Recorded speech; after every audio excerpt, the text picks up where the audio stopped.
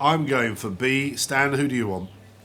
One might assume that they've organised A, B, C and D in that order, because they had 4 quadruple sculls trying to get on this morning, and the D crew, if things are going according to plan, have done really well to actually get this far. Well, they're aiming now to ram their mates by the look of it. They've gone right across. And the umpire's Whoa. getting busy, warning them. Whoa, that is some manoeuvre. They were on this side of the river, and they've now gone right over next to their... Yeah, I think there's sufficient difference Club between mates. the crews. I think the B crew's There's now a bit of got distance there, yeah. length and a half, 2 lengths. On Well, when you veer across like that, you're using up an awful lot of water, aren't you? Yeah, the B crew here, Stan, you owe me, I can't remember how much we bet, but you'll owe me some money here. And the D crew are,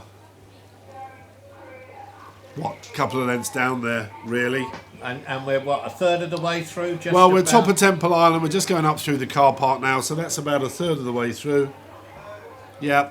And to me, one of the things too is I've been helping out a couple of quads this summer, and one of the most difficult things to do in the quad is the steering, which is usually the right foot of the bow girl in the case of these crews, or ladies.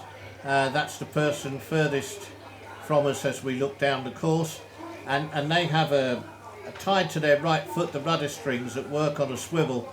And actually, it's really difficult when you're rowing flat out to also steer in a straight line. You'd think steering in a straight line is actually quite easy, but it's actually quite a skill. And it's quite common to find you have 4 athletes who fit together quite nicely in a quad, none of whom have any natural aptitude for steering, and you actually have to teach them how to steer in a straight line. And just putting the nerves of racing and holding that boat in a straight line is really very, very challenging. Well, that's where your mileage comes back to play, isn't it? If you do plenty of miles, mileage makes medals. Plenty of miles under the belt, you get to compensate, and the trick is then not to use your foot so much. Well, I was going to say, ideally, on a straight course like this, the only reason for using your rudder would be to compensate for wind. And we don't have a great deal of wind today, and what we do is isn't across the course, so conditions are not bad for rowing today. I just think it was probably the nerves of racing against their club mates that somebody got a little bit tense or missed a couple of strokes, and off the boat went across the course. Yeah, we're coming up now to about the halfway point in this race. Reading University B crew are leading Reading University D crew by some distance. The next race up is another heat of this, the senior quadruple sculls, and this is Durham Arithmeta Rowing Club against AG Croft. Durham Amateur Rowing Club as opposed to Durham University, and AG Croft, which is a Manchester-based club. Yes, AG Croft and Hollingworth Lake are the 2 open clubs in the Manchester area at the moment. Not a huge amount of suitable water in that part of the world, but AG Croft always produce competitive crews.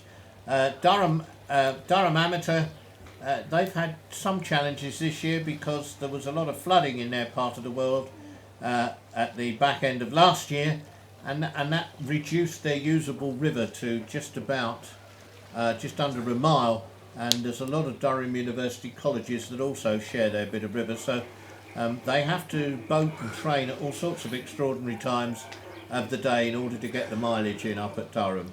But they're a very thriving club, and like many clubs these days, they have to have an alternative source of revenue in order to survive.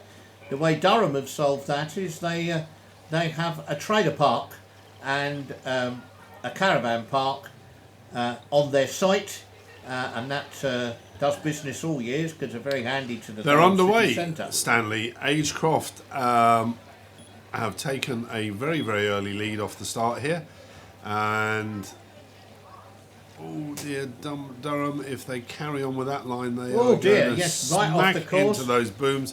They're over there's a line of boys, the white boys.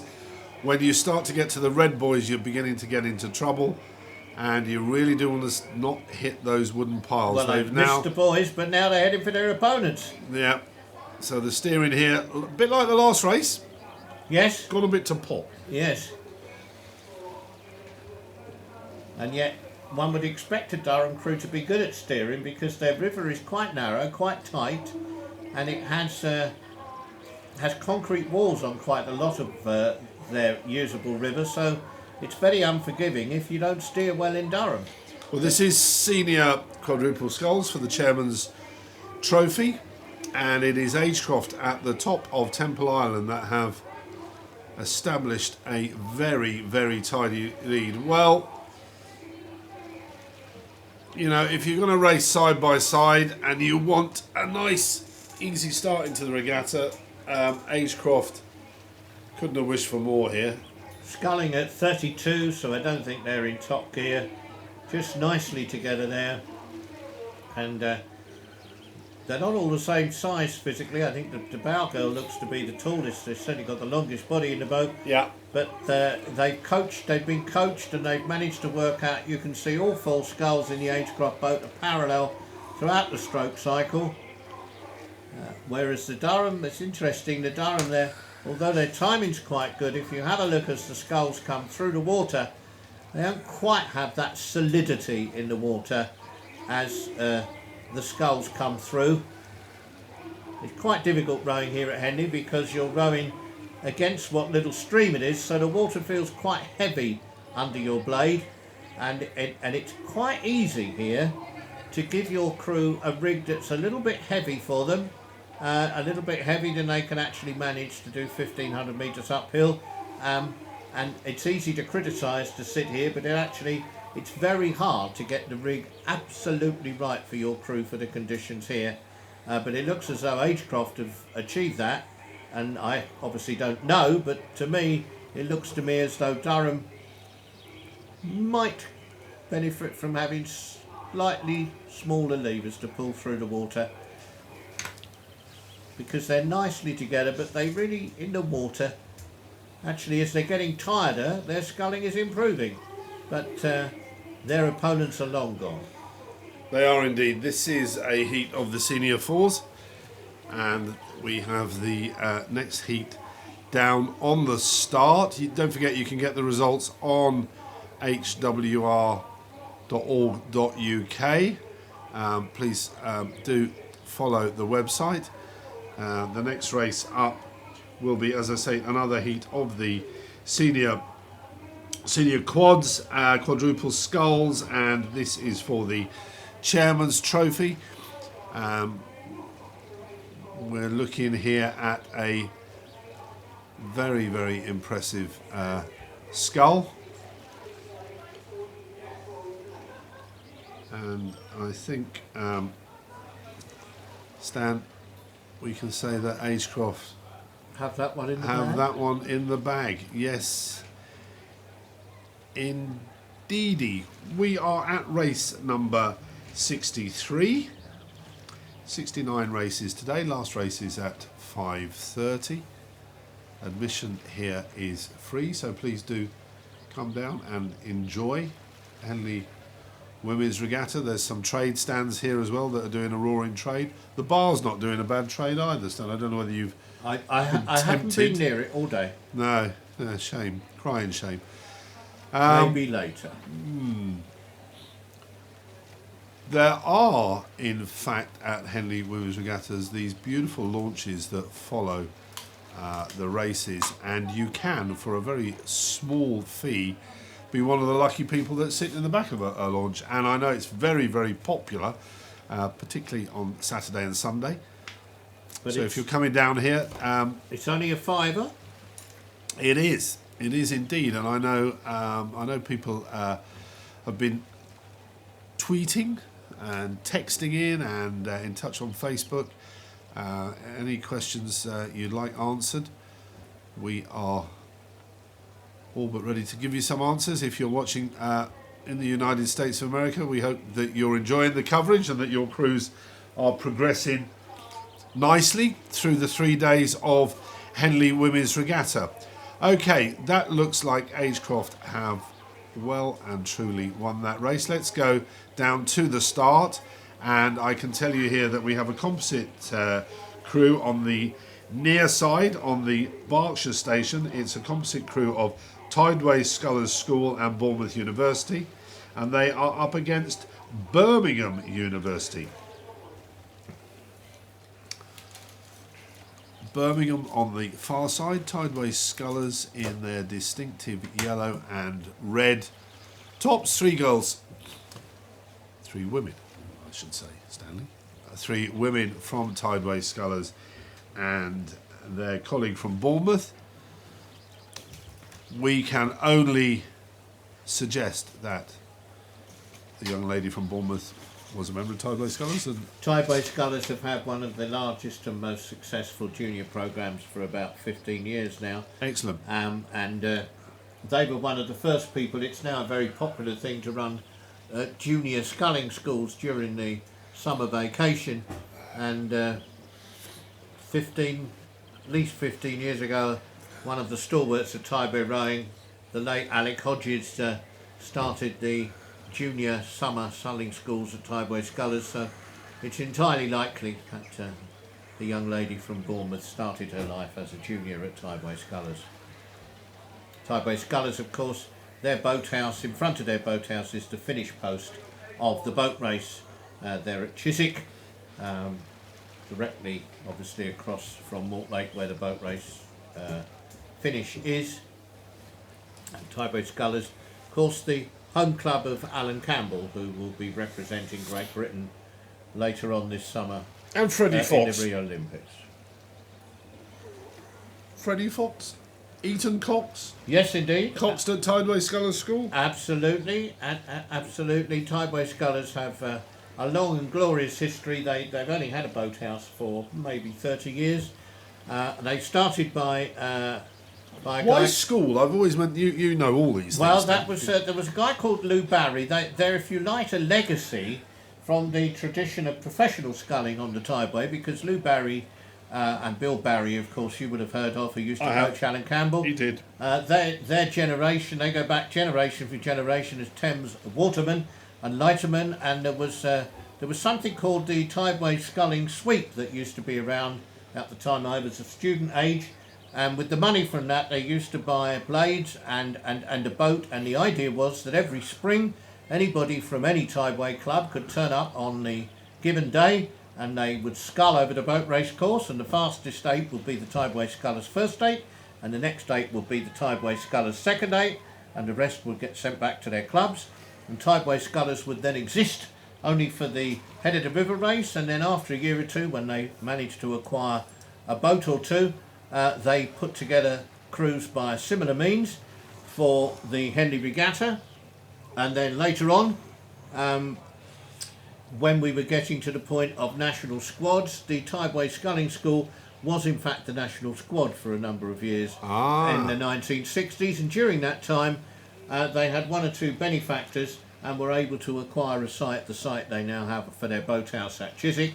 So Sculling School was because there was a possibility the people who would teach you to scull, who were boatmen on the river. I learnt to scull with one of the professional boatmen from one of the boathouses on the River Thames.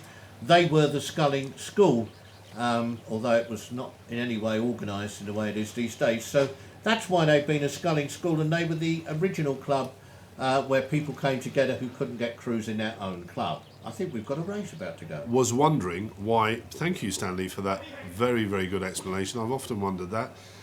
That race was delayed because there was a bit of debris on the course, so one of the many safety boats here went and collected it. Tideway Scullers composite nearest to us, setting off against Birmingham Uni, and this looks like it could be a little bit of a mismatch. Early to call, I know, however, Scullers look off at at 42. Scullers. Off at 42, settling at 39s. They're not settling yet. They're still giving They it stick. are giving it va-va-voom there, aren't they? They are 38 and a half. moving beautifully. Bournemouth University already down to 36. Was it Bournemouth University they're against? It still is Birmingham. Birmingham University, my apologies. The Brum is from the Black Country. Indeed. So, as we are looking here away from Temple Island up towards the town of Henley, on Thames, as I say that, the camera shot changes and we've got Temple Island, absolutely beautiful. Not been too many days this year where you'd want your weddings there, but I've seen a number of people having their wedding receptions 37 on the island. for Tideway Scullers now. And Scullers moving really, really well. I mean, by God, that is very good, is it not?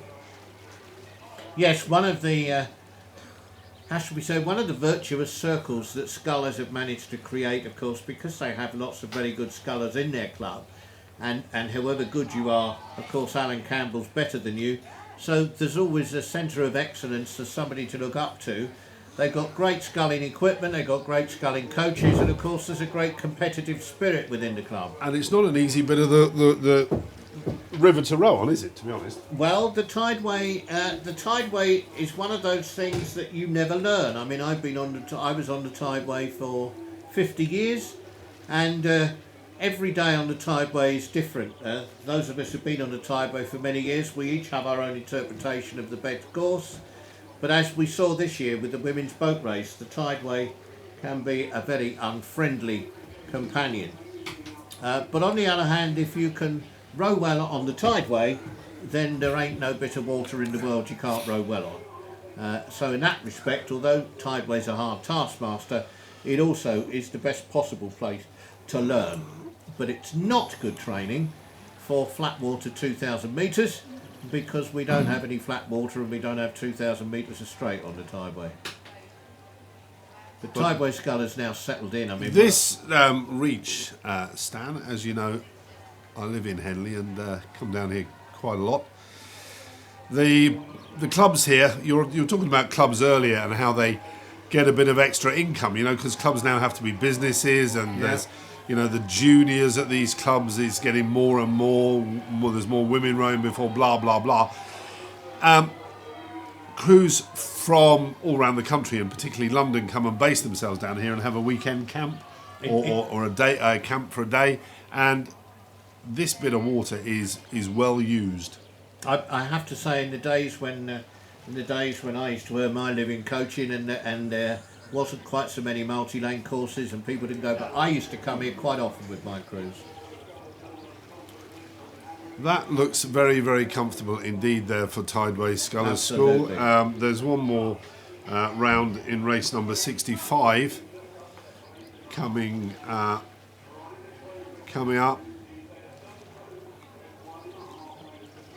Tideway Scullers now down to 31s and just cruising along. They are, and they're keeping it a safe distance. They're a length and a half ahead of Birmingham University. And as I was about to say there, Stanley, the next race, race number 65, the last of the senior quads, is Imperial and Weybridge. As we see there, Tideway Scullers School, a good length and a half. Are they creeping ahead still? I would say I would. Or just sat on it? No, I would give. They're sitting on it at 2 lengths, but I think because they've been flat out all the way, I think Bournemouth are just beginning to weaken a little. Yeah. Birmingham, I do apologise. Okay, we're back down at the start now for race number 65, Imperial College and Weybridge Rowing Club. Imperial nearest to it, or they used to be known as Imperial Sport. I don't know what's happened there. Have they changed back, or what's happened? When Imperial College became one of the British rowing centres of excellence, then they needed to have a club which wasn't restricted to the students at Imperial College. I'm with you. So they first off they have Queen's Tower for their ex-students, but they have Imperial Sport. But it's an open club, but it's an open club where, unless you've really got aspirations to win at Henley and become an international, it really isn't an open club in terms of anybody can join it. It is a centre of excellence. So that's why Imperial Sport and Imperial College exist in the same boathouse apartment. There's quite a few that are open clubs. Oxford Brooks is, for example. Did you know that? I only discovered because I asked somebody last year. I thought Oxford Brookes was a university club. My guess is that here, in the academic events, they've got to only have undergraduates or members of the university. But in other clubs, when they race in other places, then presumably they can have anybody. Yeah, I think you're right. However, Imperial look to be doing a good job here. They just look a bit more snappier. Umpire are warning them, although there's a bit of distance between the crews. He's warning them, get back on your own side. Don't leave messy water for your opposition. They duly oblige. Move back onto their station, the Berkshire station, nearest to us. Nearest to the camera on the towpath. So Weybridge at 33.5 and Imperial at 33. One of the things that happens with quads, which is one of the delights when you have very good scullers, is you can vary the pace and the speed of the boat without varying the rate. You just vary the pace through the water, which is technically very difficult to do, but very impressive to watch. And I think that's what Imperial have done. They've set it a race pace of 33s, and I think they're just squeezing their legs a little just to take the odd half a length off. And we can see as they go past us here, they're looking very neat and tidy as they go past us here. And Weybridge just haven't got that power. They've got nicely together and good technique, but they just haven't got the power. There's a certain snap to the Imperial College boat there. Intermediate academic 8s now. This is one of 4 races, last 4 races of the day. Race number 66 sees Exeter University against King's College London. King's College are on the far side. Exeter University are nearest to the bank, and it looks like King's have got a lead certainly of over half a length. King's at 37 and Exeter at 36. Exeter looks tidier, but at the moment King's have got their noses in front. You see, I thought King's looked tidier. They look a bit uncomfortable on this side. Actually, you're not wrong as we see that angle, because there's a little bit of a wobble on the Exeter finish, almost an uncomfortable there. Yeah. Whereas King's, actually, the reason it's splashing is because they're giving it some real stick on the entries. So would that be because the Exeter boat is not sitting right, that it's a bit uncomfortable? My suspicion would be that some of the Exeter girls will be a bit tense and nervous, and early on in the race they won't have hit the wall yet. They're still in the first 2 minutes of rowing. And if you're a little bit tense, then the first thing that goes is that fluidity round the finish. We'll wait and see. When Exeter get a little bit tighter, perhaps they'll get a bit more fluid round the finish. Well, it's been interesting, isn't it? Because we get the halfway in the race, and some of those crews that certainly look a little bit ragged at the start smooth themselves out. I don't know, is it tension? Could be, couldn't it? You're very tense, you're a bit uptight. Whereas King's College, can you see, are still hammering those entries. Bang, look at the splash. Bang, look at the splash. Well, they're punching it along. So the crew on the left is King's. Punching it along. And they're punching it along. And what Exeter are trying to do is cream it off the finish. And they seem to be sort of screwing or skewing. Well, if you're going to cream it off the finish, you've got to do it with great precision, and you've got to go together and very rhythmically. Otherwise, what it does is it wobbles your boat every stroke, and your boat actually then breaks a little bit as it wobbles. Well, you've got a wobble there, haven't you? Interesting stuff. Interesting stuff. But as they go past, it's interesting. Exeter now coming back and asking a few questions. Less than half a length in it. Well, I suppose if you're going to thump it all the way down, you're going to tire, aren't you? You're going to, particularly when you're getting in past 1,000 metres in the last 500, you're going to start paying a price. And so now it's going to be about have Kings got enough life on those entries, enough life in their legs to hold off Exeter, or will Exeter's slightly different approach to putting their power on mean that they'll come back at them? I rather think that Kings took one look at Exeter when they came back and started asking the question and said, no, thank you very much, we're off now. And look, on they've gone. Poof. That is big, big, punchy strokes that Kings are doing there. Woof. I'm not sure they're the most efficient strokes I've ever seen. I think there's a bit of wasted energy in the King's boat. They might pay for that in their second race tomorrow. But certainly it's proven effective against Exeter because there's now just about clear water, I think, between those two boats. Yeah, this is Academic 8s, and just going out of shot there, it was the two 8s. We wait for them to come into view, and in fact, we're going to see